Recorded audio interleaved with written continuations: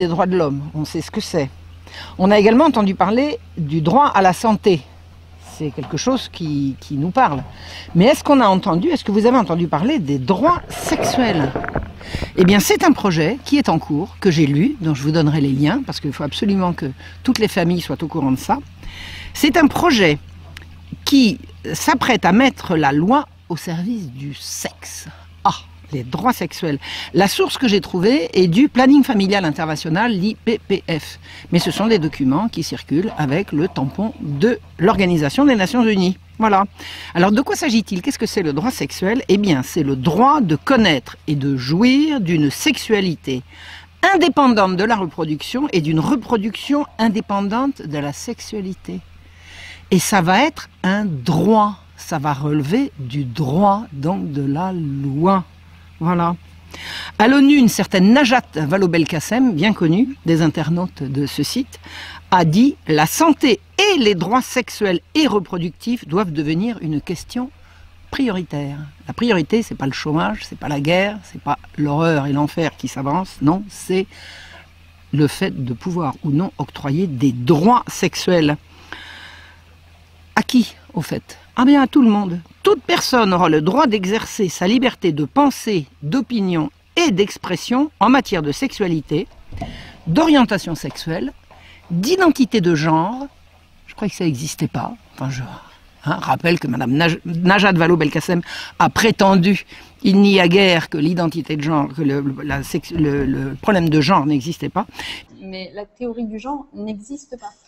Et de droits sexuels sans intrusion arbitraire ni limitation. Les droits sexuels sans limitation. Ça veut dire que l'interdit religieux va devoir être combattu. L'ordre public et la moralité publique devront donc être combattus puisqu'il ne faut plus qu'il y ait de limitation ni d'intrusion arbitraire. Donc il va être interdit d'interdire. Ça rappelle vaguement un certain programme de mai 68. À qui ce droit sexuel vont-ils être accordés? Eh bien, à tout le monde, y compris aux déviants de toutes sortes. Les droits sexuels sont les droits sexuels inaliénables et indivisibles.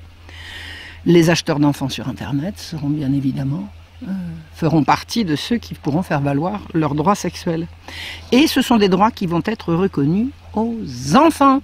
Et oui, le droit d'exercer le contrôle sur ce qui touche à sa sexualité, de choisir, là je fais une citation, de choisir ses partenaires sexuels, de rechercher à atteindre son plein potentiel et plaisir sexuel, et ce dans un contexte non discriminatoire et en tenant pleinement compte des droits d'autrui et des capacités évolutives de l'enfant. Ça veut dire quoi? Ça veut dire qu'on va accorder des droits sexuels aux enfants en fonction de leur capacité évolutive. Eh bien écoutez, quel est l'âge à partir duquel on va pouvoir considérer que les enfants ont des droits sexuels? La réponse est venue de la bouche de Ban Ki-moon soi-même, qui le 30 mars 2012 à l'ONU a fait savoir que ce sera 10 ans. À partir de 10 ans, les enfants pourront jouir de leurs droits sexuels. Alors évidemment, à partir de 10 ans, ça veut dire que les droits sexuels des enfants vont s'opposer aux droits des parents.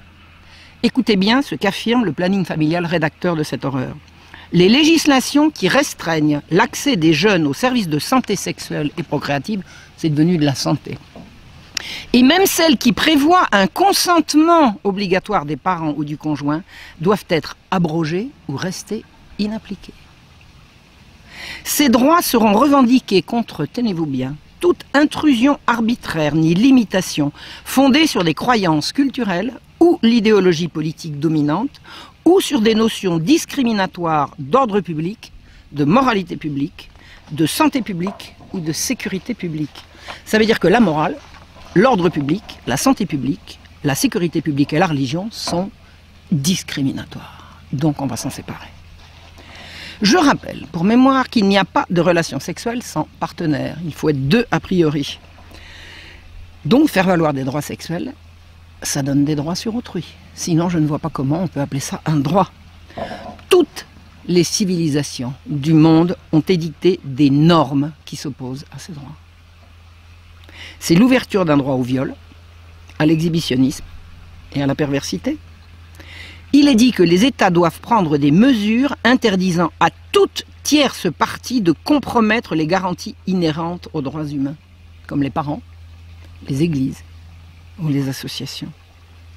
Eh bien, imaginez-vous qu'on n'a oublié personne, on a même pensé aux migrants. Et oui, dans le projet qui date de 2008, il est fait état des droits sexuels des migrants. Alors on a vu à Cologne, le 31 décembre dernier, ce que c'était que les droits sexuels des migrants, quand des hordes de populations exogènes se sont ruées sur les femmes allemandes. Pourquoi? Ils avaient bien le droit, ils avaient besoin. Je vais vous dire quelque chose de plus grave encore, que ce que tout le monde a su qui s'était passé à Cologne. Et encore on l'a su parce que des gens se sont acharnés à faire valoir quelque chose qu'il était tout à fait question de cacher. Il y a eu 2 semaines auparavant, juste avant Noël, à Vienne, dans une piscine, un migrant irakien, d'origine irakienne, je n'incrimine pas l'Irak bien entendu, ce qui va sans dire va mieux en le disant, un migrant irakien qui était en train de se baigner, c'est bien, hein, migrant arrivé, il a déjà son droit à la piscine, il a été brusquement pris d'un soudain besoin sexuel irrépressible, mais vraiment irrépressible. Alors il est sorti de l'eau, il est allé dans les cabines, il a trouvé un petit garçon de 10 ans, il l'a violé, puis il est retourné se baigner, quoi? Il avait des besoins. Et c'est ce qu'il a expliqué à la police qui est venue le cueillir. Il dit, oui, j'ai été pris d'un brusque besoin, j'avais un besoin, j'avais une urgence. Il a dit, il avait une urgence sexuelle. Il a fait valoir ses droits sexuels. Alors on l'a quand même mis en prison, où la mère du petit garçon a souhaité qu'on lui fasse subir à lui ce qu'on fait en général subir dans les prisons depuis que le monde est monde, à ce qu'on appelle les pointeurs. En attendant, il n'a fait que faire valoir ses droits, non? Il avait des besoins, et il avait donc un droit à les satisfaire.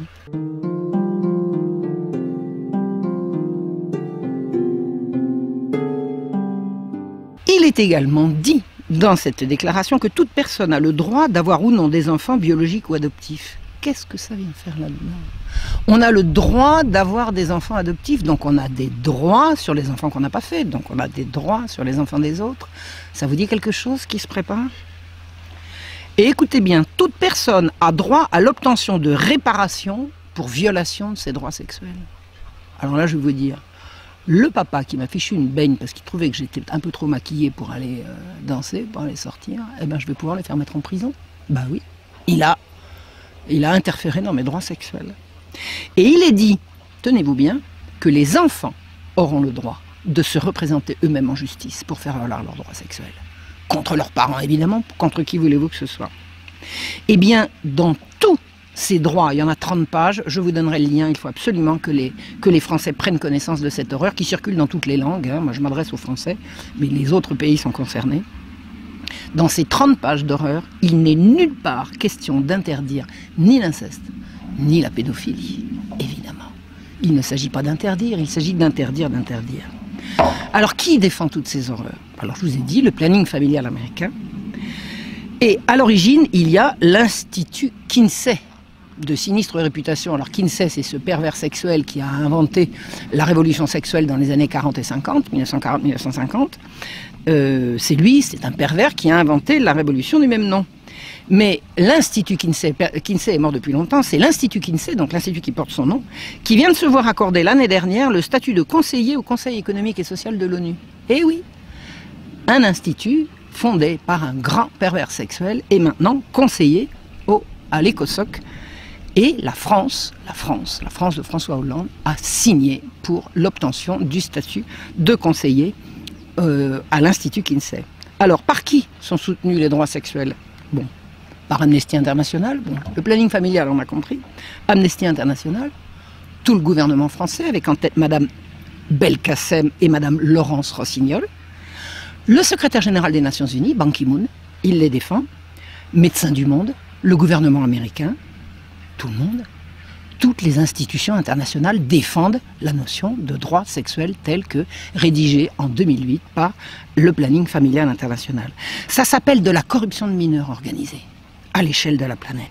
C'est l'innocence, la pudeur, l'intégrité des enfants qu'on vise à détruire. C'est l'avenir de l'humanité qui se joue.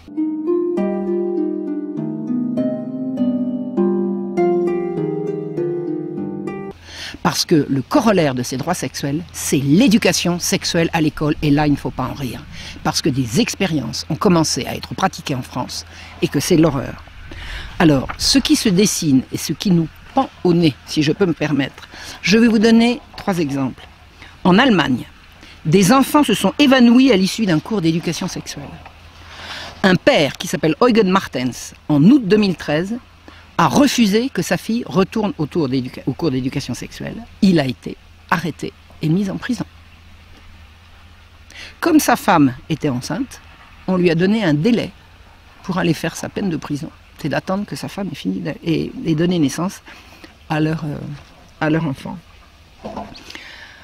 Autre information intéressante, au mois d'août de 2015, c'est-à-dire l'année dernière à Marseille, a eu lieu, alors payé évidemment par les deniers publics, parce que c'est toujours comme ça que ça se passe, une exposition d'images à caractère pédophile, scatophile et zoophile. Une horreur, une horreur. J'ai vu les images, c'est une abomination, et c'est une abomination qui se fait en direction des enfants, parce que le graphisme de l'exposition est un graphisme en direction des enfants. Ça se voit, c'est une espèce de façon, c'est une horreur, c'est une abomination. Qu'est-ce qui s'est passé? Des gens qui ont été alertés ont fait une pétition pour exiger le retrait immédiat de cette exposition.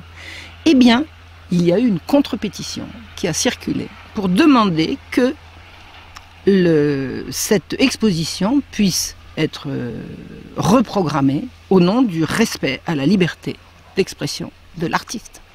Parce que les deux pervers sexuels qui ont pondu cette horreur sont considérés comme des artistes, et c'est même à ce titre qu'ils ont touché des subventions des pouvoirs publics. Alors, jusqu'à présent, à ma connaissance, l'exposition n'a pas été rétablie, et ce sont les premiers pétitionnaires qui ont gagné, mais imaginez que les droits sexuels soient reconnus, et c'est au programme. Après, on ne pourra plus. Ça sera terminé. On pourra laisser les enfants, emmener les enfants des écoles, voir des abominations comme celles qui ont été montrées à Marseille l'année dernière. Je vais vous parler d'une troisième affaire qui vient de voir son dénouement il y a quelques mois. Elle commence le 9 mai 2014 dans le New Hampshire, aux États-Unis. L'école faisait des cours d'éducation sexuelle, comme c'est maintenant la vogue partout dans le monde, sur pression des Nations Unies. Mais avant dans les jours qui précédaient les cours d'éducation sexuelle, jusqu'à récemment, les parents étaient prévenus de la date du cours et du contenu du cours. Et un jour, une jeune fille, dont le prénom m'échappe, dont le père s'appelle Baer, William Baer, la jeune fille de William Baer, qui a 14 ans, arrive à la maison complètement traumatisée, et elle raconte ce qu'on lui a montré à l'école. Le père est furieux. Pourquoi il est furieux? Non seulement parce qu'on a montré des horreurs à ses enfants, mais parce que habituellement il était prévenu et que là il ne l'a pas été. N'écoutant que son devoir de père, il a pris ses pieds, il est allé à l'école et il est entré au conseil de classe, où là il a dit ce qu'il pensait. La directrice de l'école lui a demandé de respecter son autorité et de ne pas l'interrompre. À quoi le père a dit: et ma fille, l'avez-vous respectée? Qu'a fait la directrice? Eh bien, elle a appelé la police. La police est venue arrêter William Baer, l'a menotté, l'a mis en prison et a réussi à obtenir un jugement de $1200 de réparation pour outrage, parce qu'il avait défendu sa fille. Il a réussi à obtenir gain de cause.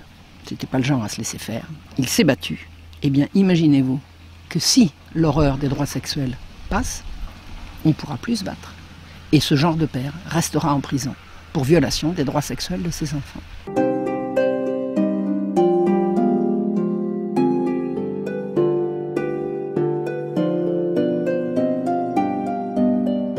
Ça n'est pas uniquement le sexe qu'on enseigne maintenant à l'école, c'est toutes les perversions.